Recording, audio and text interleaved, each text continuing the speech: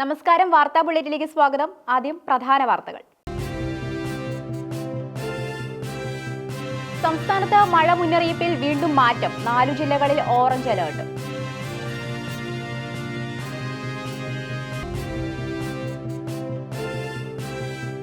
പ്രതിപക്ഷ ഉപനേതൃസ്ഥാനത്തെ ചൊല്ലി CPM CPI പോര് കനക്കുന്നു. പരസ്യ വിമർശനവുമായി മുതിർന്ന നേതാക്കൾ. CPIയുടെ വലിപ്പം ചോദ്യം ചെയ്ത് CPM.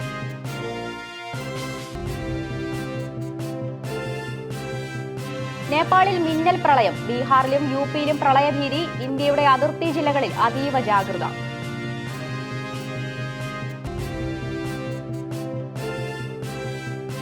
ദുരന്തഭൂമിയായി നേപ്പാൾ. മിന്നൽ പ്രളയത്തിൽ 170 മരണം. വിദേശികളടക്കം 800ഓളം പേരെ കാണാനില്ല. കാണാതായവരിൽ 105 ഇന്ത്യക്കാരും.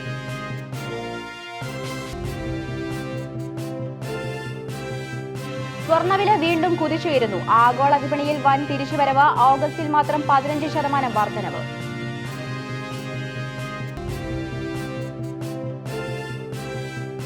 ബ്രസീൽ പോരാട്ടത്തിന് മുൻപ് ഇന്ത്യ പനാമയെ നേരിടും. ചരിത്ര നേട്ടത്തിനൊരുങ്ങി ഇന്ത്യൻ ഫുട്ബോൾ.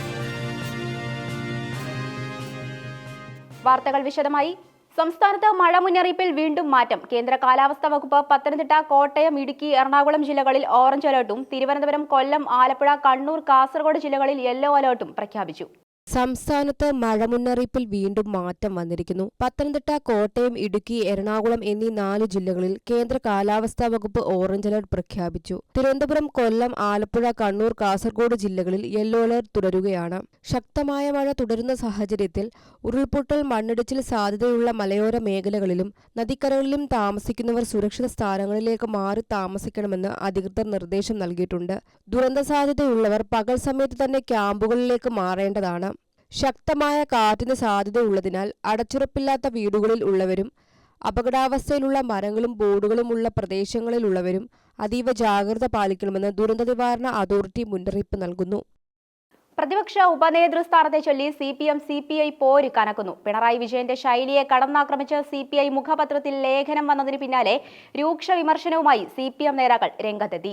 സംസ്ഥാന രാഷ്ട്രീയത്തെ ചൂടുപിടിപ്പിച്ച് ഭരണകക്ഷിയായ LDFൽ വീണ്ടും വൻ ഭിന്നതയും പരസ്യപോരും ഉടലെടുത്തിരിക്കുകയാണ്. നിയമസഭയിലെ പ്രതിപക്ഷ ഉപനേതാവ് പദവിയെ ചൊല്ലി മുന്നണിയിലെ പ്രധാന ഘടകകക്ഷികളായ CPIയും CPIയും തമ്മിൽ പോരിപ്പോൾ തെരുവിലേക്ക് നീളുന്ന കാഴ്ചയിലേക്കാണ് കേരളം സാക്ഷ്യം വഹിക്കുന്നത്. ദിവസങ്ങളായി പുകഞ്ഞുകൊണ്ടിരിക്കുന്ന ഈ തർക്കം CPI മുഖപത്രമായ ജനയുഗത്തിൽ പ്രതിപക്ഷ നേതാവ് പിണറായി വിജയനെതിരെ വന്ന രൂക്ഷ വിമർശനത്തോടെയാണ് പുതിയ ഘട്ടത്തിലേക്ക് കടന്നത്. എന്നാൽ CPIയുടെ ആരോപണങ്ങൾക്ക് മറുപടിയായി ഇപ്പോൾ CPM നേതാക്കൾ പരസ്യമായി രംഗത്തെത്തിയിരിക്കുകയാണ്. CPIയുടെ രാഷ്ട്രീയ സ്വാധീനത്തെയും ജനപിന്തുണയെയും ചോദ്യം ചെയ്തുകൊണ്ടാണ് CPM നേതാക്കൾ ആഞ്ഞടിച്ചിരിക്കുന്നത്. CPM സംസ്ഥാന സെക്രട്ടേറിയറ്റ് അംഗം CN മോഹനാണ് CPIയുടെ നിലപാടുകൾക്കെതിരെ കടുത്ത ഭാഷയിൽ വിമർശനം ഉന്നയിച്ചിരിക്കുന്നത്. ഫേസ്ബുക്ക് കുറിപ്പിലൂടെയാണ് അദ്ദേഹം CPIയെ കടന്നാക്രമിച്ചിരിക്കുന്നത്. 2 ലക്ഷത്തോളം വോട്ടർമാരുള്ള ഒരു നിയമസഭാ മണ്ഡലത്തിൽ ഒറ്റയ്ക്ക് മത്സരിച്ചാൽ CPIക്ക് 5000 വോട്ടെങ്കിലും തികച്ചു കിട്ടുമോ എന്നാണ് CN മോഹൻ പരസ്യമായി ചോദിച്ചത്. മുന്നണിയിലെന്നും സമ്മർദ്ദതന്ത്രം സ്വീകരിക്കുന്ന പാർട്ടിയാണ് CPI എന്നും അദ്ദേഹം കുറ്റപ്പെടുത്തി. ഇടതുപക്ഷ ഐക്യം സംരക്ഷിക്കപ്പെടണമെങ്കിൽ CPM എല്ലാം സഹിച്ച് മുന്നോട്ടു പോകണമെന്നാണ് CPIയുടെ നിലപാട്. എന്നാൽ ഇത്തരം സമ്മർദ്ദതന്ത്രങ്ങളിലൂടെ പാർട്ടി അർഹിക്കാത്ത കാര്യങ്ങളാണ് സ്വന്തമാക്കുന്നതെന്നും CN മോഹൻ ചൂണ്ടിക്കാട്ടുന്നു. കഴിഞ്ഞ തദ്ദേശ സ്വയംഭരണ തിരഞ്ഞെടുപ്പിൽ PM ശ്രീ വിഷയത്തിൽ CPI സ്വീകരിച്ച നിലപാടുകളെയും CPM നേതാവ് രൂക്ഷമായി വിമർശിച്ചു. തെരഞ്ഞെടുപ്പ് സമയത്ത് സർക്കാരിനെ അകത്തുനിന്ന് ആക്രമിച്ച് LDFനെ നാണം കെടുത്തുകയാണ് CPI ചെയ്തത്. ആ നിലപാടുകളുടെ തുടർച്ചയാണ് പിന്നീട് നിയമസഭാ തെരഞ്ഞെടുപ്പിൽ നേരിടേണ്ടി വന്ന കനത്ത തോൽവിയെന്നും CN മോഹൻ ഫേസ്ബുക്ക് കുറിപ്പിൽ വ്യക്തമാക്കി. നേപ്പാളിലുണ്ടായ മിന്നൽ പ്രളയത്തിന്റെ പശ്ചാത്തലത്തിൽ ഇന്ത്യ നേപ്പാൾ അതിർത്തി മേഖലകളിൽ വൻ ജാഗ്രതാ നിർദ്ദേശം പുറപ്പെടുവിച്ചു. തൃശൂലി നദിയിലെ ജലനിരപ്പ് കുതിച്ചുയർന്നതോടെ പ്രളയജലം ഗണ്ഡക് നദിയിലേക്ക് ഒഴുകിയെത്തിയത് ബീഹാറിലെയും ഉത്തർപ്രദേശിലെയും താഴ്ന്ന പ്രദേശങ്ങളെ ബാധിക്കാൻ സാധ്യതയുണ്ടെന്ന് മുന്നറിയിപ്പ്. നേപ്പാളിലുണ്ടായ വിനാശകരമായ മിന്നൽ പ്രളയത്തിന്റെ പശ്ചാത്തലത്തിൽ ഇന്ത്യയുടെ അതിർത്തി സംസ്ഥാനങ്ങളിൽ വൻ ജാഗ്രതാ നിർദ്ദേശം പുറപ്പെടുവിച്ചിരിക്കുന്നു. നേപ്പാളിൽ പെയ്തിറങ്ങിയ കനത്ത മഴയെ തുടർന്ന് ഉത്ഭവിച്ച പ്രളയജലം ഇന്ത്യൻ അതിർത്തികളിലേക്ക് കുതിച്ചെത്താൻ സാധ്യതയുണ്ടെന്ന വിലയിരുത്തലിന്റെ അടിസ്ഥാനത്തിലാണ് വിപുലമായ സുരക്ഷാ ജാഗ്രത പ്രഖ്യാപിച്ചിരിക്കുന്നത്. പ്രത്യേകിച്ച് ഉത്തർപ്രദേശ്, ബീഹാർ സംസ്ഥാനങ്ങളിലെ അതിർത്തി ജില്ലകളിലാണ് കേന്ദ്ര ആഭ്യന്തര മന്ത്രാലയം അതീവ ജാഗ്രതാ നിർദ്ദേശം നൽകിയിരിക്കുന്നത്. സ്ഥിതിഗതികളുടെ ഗുരുതരാവസ്ഥ കണക്കിലെടുത്ത് കേന്ദ്ര ആഭ്യന്തരമന്ത്രി അമിത് ഷാ നേരിട്ട് ഇടപെട്ടിരിക്കുന്നു. ഉത്തർപ്രദേശ് മുഖ്യമന്ത്രി യോഗി ആദിത്യനാഥുമായും ബീഹാർ മുഖ്യമന്ത്രി നിതീഷ് കുമാറുമായും അദ്ദേഹം ടെലിഫോണിൽ ചർച്ച നടത്തി. അതിർത്തി പ്രദേശങ്ങളിലെ ജനങ്ങളുടെ ജീവനും സ്വത്തിനും സംരക്ഷണം ഉറപ്പാക്കാൻ ആവശ്യമായ എല്ലാ സഹായങ്ങളും കേന്ദ്ര ഗവൺമെന്റിന്റെ ഭാഗത്തുനിന്നുണ്ടാകുമെന്ന് കേന്ദ്ര ആഭ്യന്തരമന്ത്രി ഉറപ്പു നൽകിയിട്ടുണ്ട്. ദേശീയ ദുരന്ത പ്രതികരണ സേനയുടെ അധിക സംഘങ്ങളെ ഇതിനകം തന്നെ ദുരിത സാധ്യതയുള്ള പ്രദേശങ്ങളിലേക്ക് വിന്യസിച്ചു കഴിഞ്ഞു. നേപ്പാൾ ചൈന അതിർത്തി മേഖലയിലുണ്ടായ അപ്രതീക്ഷിതമായ മിന്നൽപ്രളയമാണ് ദുരന്തത്തിന് വഴിവെച്ചത്. ഇന്ത്യൻ അതിർത്തിയിൽ നിന്ന് ഏകദേശം 160 കിലോമീറ്റർ മാത്രം അകലെയാണ് ഈ പ്രദേശം സ്ഥിതി ചെയ്യുന്നത്. ഖണ്ഡക് നദി നിറഞ്ഞൊഴുകുന്നതിനാൽ ബീഹാറിലെയും ഉത്തർപ്രദേശിലെയും താഴ്ന്ന പ്രദേശങ്ങൾ പൂർണ്ണമായും വെള്ളത്തിനടിയിലാകാൻ സാധ്യതയുണ്ട്. അതുകൊണ്ട് തന്നെ ഖണ്ഡക് നദിയുടെ തീരത്തുള്ള പ്രാദേശിക ഭരണകൂടങ്ങളോട് പൂർണ്ണ സജ്ജരായിരിക്കാനും സ്ഥിതിഗതികൾ നിമിഷങ്ങൾ വെച്ച് നിരീക്ഷിക്കാനും നിർദ്ദേശം നൽകിയിട്ടുണ്ട്. അടിയന്തരമായി ആളുകളെ ഒഴിപ്പിക്കേണ്ടി വന്നാൽ ഉപയോഗിക്കുന്നതിനായി റിലീഫ് ക്യാമ്പുകളും സജ്ജമാക്കിയിട്ടുണ്ട്. കൂടുതൽ NDRF സംഘങ്ങൾ ഏതു നിമിഷവും രംഗത്തിറങ്ങാൻ സജ്ജമായി തയ്യാറാണെന്ന് കേന്ദ്ര സർക്കാർ അറിയിച്ചിട്ടുണ്ട്. നേപ്പാളിൽ ഭോട്ടെ-കോശി നദി കരകവിഞ്ഞൊഴുകിയതിനെ തുടർന്നുണ്ടായ ഭയാനകമായ മിന്നൽ പ്രളയത്തിൽ മരണസംഖ്യ 170 കടന്നു. 800-ലധികം ആളുകളെ കാണാതായിട്ടുണ്ട്. കാണാതായവരിൽ 105ഓളം പേർ ഇന്ത്യക്കാരാണെന്ന് വിദേശകാര്യ മന്ത്രാലയം സ്ഥിരീകരിച്ചു. സൈന്യത്തിന്റെ നേതൃത്വത്തിൽ രക്ഷാപ്രവർത്തനം പുരോഗമിക്കുകയാണ്. നേപ്പാളിൽ നിന്ന് അതീവ ഗുരുതരമായ പ്രകൃതി ദുരന്തത്തിന്റെ വാർത്തകളാണ് പുറത്തു വന്നുകൊണ്ടിരിക്കുന്നത്. ഹിമാലയൻ സാമ്രാജ്യത്തെ പിടിച്ചുലച്ചുകൊണ്ടുണ്ടായ മിന്നൽ പ്രളയത്തിൽ രാജ്യത്ത് വ്യാപക നാശനഷ്ടമാണ് റിപ്പോർട്ട് ചെയ്തിരിക്കുന്നത്. ഏറ്റവും ഒടുവിൽ ലഭ്യമാകുന്ന കണക്കുകൾ പ്രകാരം പ്രളയത്തിൽ ഇതുവരെ 170-ലധികം ആളുകൾക്ക് ജീവൻ നഷ്ടപ്പെട്ടിരിക്കുന്നു. മരണസംഖ്യ ഇനിയും കുത്തനെ ഉയർന്നേക്കാമെന്നാണ് പ്രാദേശിക ഭരണകൂടവും മാധ്യമങ്ങളും നൽകുന്ന സൂചന. കേവലം മരണസംഖ്യയിൽ മാത്രം ഒതുങ്ങുന്നതല്ല ഈ ദുരന്തത്തിന്റെ തീവ്രത. 800-ലധികം ആളുകളാണ് ഇപ്പോഴും ദുരന്ത മേഖലകളിൽ നിന്ന് കാണാതായിരിക്കുന്നത്. ഇതിൽ 100 കണക്കിന് വിദേശ വിനോദസഞ്ചാരികളും ഉൾപ്പെടുന്നു എന്നതാണ് ആശങ്ക ഇരട്ടിയാക്കുന്നത്. ഭോട്ടെ-കോശി നദി കരകവിഞ്ഞൊഴുകിയതായാണ് മധ്യ നേപ്പാളിലും അതിർത്തി പ്രദേശങ്ങളിലും വൻ ദുരന്തത്തിന് വഴിവെച്ചത്. മണിക്കൂറുകൾക്കുള്ളിൽ നഗരങ്ങളും ഗ്രാമങ്ങളും വെള്ളത്തിനടിയിലായി. ടിബറ്റൻ അതിർത്തി മേഖലയിലുണ്ടായ റിക്ടർ സ്കെയിൽ 4.4 തീവ്രത രേഖപ്പെടുത്തിയ ശക്തമായ ഭൂചലനവും അതിനെ തുടർന്നുണ്ടായ കൂറ്റൻ ഹിമപാതവുമാണ് ഭോട്ടെ-കോശി നദിയിലെ പ്രളയത്തിന് കാരണമായതെന്ന് ഔദ്യോഗിക സ്ഥിരീകരണമുണ്ട്. പാറക്കല്ലുകളും മണ്ണും കൂറ്റൻ മഞ്ഞുകട്ടകളും കുത്തിയൊലിച്ചെത്തിയതോടെ ഗ്രാമങ്ങൾക്ക് മേൽ പ്രകൃതിയുടെ വലിയ താണ്ഡവമാണ് നടന്നത്. ഭയാനകമായ ഈ മിന്നൽപ്രളയത്തിൽ 19ഓളം പ്രധാന പാലങ്ങളാണ് പൂർണ്ണമായും തകർന്നുപോയത്. 40 കിലോമീറ്ററിലധികം ദൈർഘ്യമുള്ള പ്രധാന റോഡുകളും ഹൈവേകളും ഒലിച്ചുപോയി. 100 കണക്കിന് വീടുകളും വാണിജ്യ സമുച്ചയങ്ങളുമാണ് നിമിഷ നേരം കൊണ്ട് കടപുഴകി വീണത്. എന്നാൽ തകർന്നുപോയ ഗതാഗത സംവിധാനങ്ങളും തടസ്സപ്പെട്ട വാർത്താവിനിമയ ശൃംഖലകളും രക്ഷാപ്രവർത്തനങ്ങൾക്ക് വലിയ വെല്ലുവിളിയാണ് ഉയർത്തുന്നത്. ഹെലികോപ്റ്റർ മാർഗം ദുരന്ത മേഖലകളിൽ കുടുങ്ങിക്കിടക്കുന്നവരെ സുരക്ഷിത സ്ഥാനങ്ങളിലേക്ക് മാറ്റാനുള്ള ശ്രമങ്ങൾ നടക്കുന്നു. തമിഴ്നാട്ടിൽ നിന്ന് നേപ്പാൾ സന്ദർശനത്തിനായി പോയ 37 അംഗ സംഘത്തിനെക്കുറിച്ചും ഇതുവരെ യാതൊരു വിവരവുമില്ല. ഒരിടവേളയ്ക്ക് ശേഷം ആഗോള ആഭ്യന്തര വിപണികളിൽ സ്വർണ്ണവില വീണ്ടും കുതിച്ചുയരുന്നു. ഓഗസ്റ്റ് മാസത്തിൽ മാത്രം 15% വർധനവാണ് വിപണിയിൽ രേഖപ്പെടുത്തിയത്. സ്വർണ്ണ വിപണിയിൽ വീണ്ടും വൻ കുതിച്ചുചാട്ടം. ഇടക്കാലത്തുണ്ടായ ഇടിവിന് ശേഷം ആഗോള ആഭ്യന്തര വിപണികളിൽ സ്വർണ്ണവില അതിവേഗം ഉയർന്നേക്കുമെന്ന് സൂചന. കഴിഞ്ഞ ഓഗസ്റ്റ് മാസത്തിൽ മാത്രം 15% കൂറ്റൻ വർധനവാണ് സ്വർണ്ണവിലയിൽ രേഖപ്പെടുത്തിയിരിക്കുന്നത്.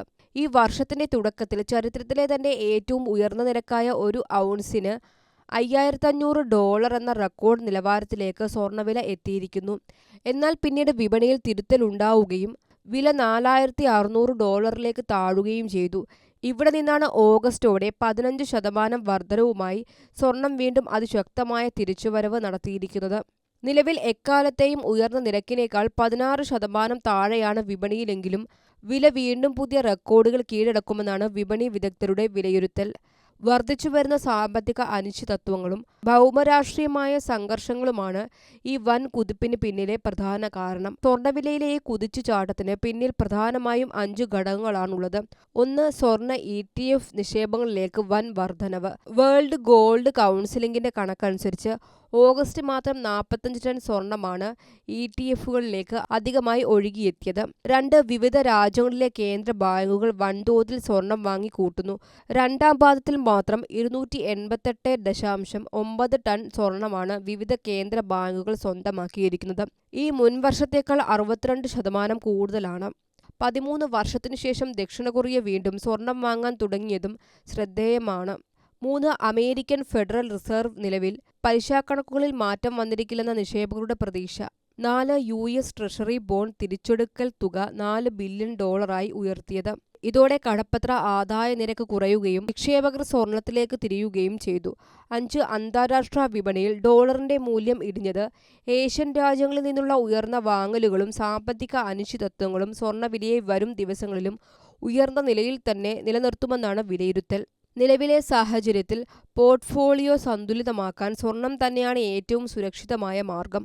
ഒപ്പം സ്വർണ്ണഖനന കമ്പനികളുടെ ഓഹരികളിൽ നിക്ഷേപിക്കാൻ ആഗ്രഹിക്കുന്നവർക്ക് ഇത് അനുയോജ്യമായ സമയമാണെന്നും വിദഗ്ധർ ചൂണ്ടിക്കാട്ടുന്നു. ഒക്ടോബറിൽ ബ്രസീലിനെ നേരിടുന്നതിന് മുന്നോടിയായി സെപ്റ്റംബർ 26-ന് കോൺകക്കഫ് കരുത്തരായ പനാമയുമായി ഇന്ത്യൻ ഫുട്ബോൾ ടീം സൗഹൃദ മത്സരത്തിൽ ഏറ്റുമുട്ടുന്നു. 5 തവണ ലോക ചാമ്പ്യന്മാരും ഫിഫ റാങ്കിങ്ങിൽ 5ാം സ്ഥാനക്കാരുമായ ബ്രസീലിനെതിരെ ഒക്ടോബർ 3-ന് കൊൽക്കത്തയിലെ വിവേകാനന്ദ യുവഭാരതി ക്രിരംഗൻ സ്റ്റേഡിയത്തിലാണ് ഇന്ത്യയുടെ ചരിത്ര മത്സരം നടക്കുന്നത്. ബ്രസീലിനെ നേരിടുന്നതിന് മുന്നോടിയായി ഇന്ത്യൻ ഫുട്ബോൾ ടീം സെപ്റ്റംബർ 26-ന് മറ്റൊരു വമ്പൻ മത്സരത്തിന് ഇറങ്ങുന്നു. കോൺകാക്കാഫ് മേഖലയിലെ കരുത്തരും ഫിഫ റാങ്കിങ്ങിൽ 44-ാം സ്ഥാനത്തുള്ളവരുമായ പനാമയുമാണ് ഇന്ത്യയുടെ എതിരാളികൾ. നിലവിലെ മത്സരത്തിന്റെ വേദി ഏതാണെന്ന് തീരുമാനിച്ചിട്ടില്ല. അതേസമയം 5 തവണ ലോക ചാമ്പ്യന്മാരും ഫിഫ റാങ്കിങ്ങിൽ 5ാം സ്ഥാനക്കാരുമായ ബ്രസീലിനെതിരെ ഒക്ടോബർ 3-നാണ് ഇന്ത്യയുടെ ചരിത്ര മത്സരം. കൊൽക്കത്തയിലെ വിവേകാനന്ദ യുവ ഭാരതി ക്രിരംഗൻ സ്റ്റേഡിയമാണ് ഇതിന് വേദിയാകുന്നത്. 1992-ൽ ഫിഫ റാങ്കിങ്ങിൽ സാമ്പ്രദായം നിലവിൽ വന്നതിനുശേഷം ഇന്ത്യൻ ടീം ഏറ്റുമുട്ടുന്ന ഏറ്റവും ഉയർന്ന റാങ്കിങ്ങിലുള്ള ടീം കൂടിയാണ് ബ്രസീൽ. കഴിഞ്ഞ 2026 ലോകകപ്പിൽ ഇംഗ്ലണ്ട്, ക്രൊയേഷ്യ, ഘാന എന്നിവരുൾപ്പെട്ട ഗ്രൂപ്പിൽ കളിച്ച പനാമ 3 മത്സരങ്ങളും തോറ്റാണ് പുറത്തായത്. പ്രധാന വാർത്തകൾ ഒരിക്കൽ കൂടി. സംസ്ഥാനത്ത് മഴ മുന്നറിയിപ്പിൽ വീണ്ടും മാറ്റം. 4 ജില്ലകളിൽ ഓറഞ്ച് അലേർട്ട്.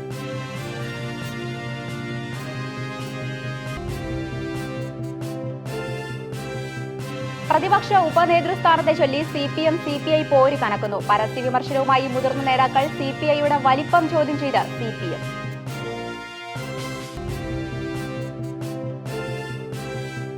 നേപ്പാളിൽ മിന്നൽ പ്രളയം. ബീഹാറിലും UPയിലും പ്രളയഭീതി. ഇന്ത്യയുടെ അതിർത്തി ജില്ലകളിൽ അതീവ ജാഗ്രത.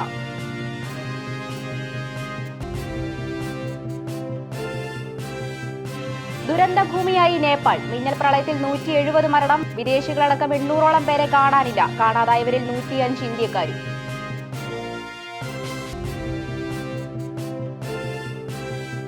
സ്വർണ്ണവില വീണ്ടും കുതിച്ചുയരുന്നു. ആഗോള വിപണിയിൽ വൻ തിരിച്ചുവരവ്. ഓഗസ്റ്റിൽ മാത്രം 15% വർധനവ്.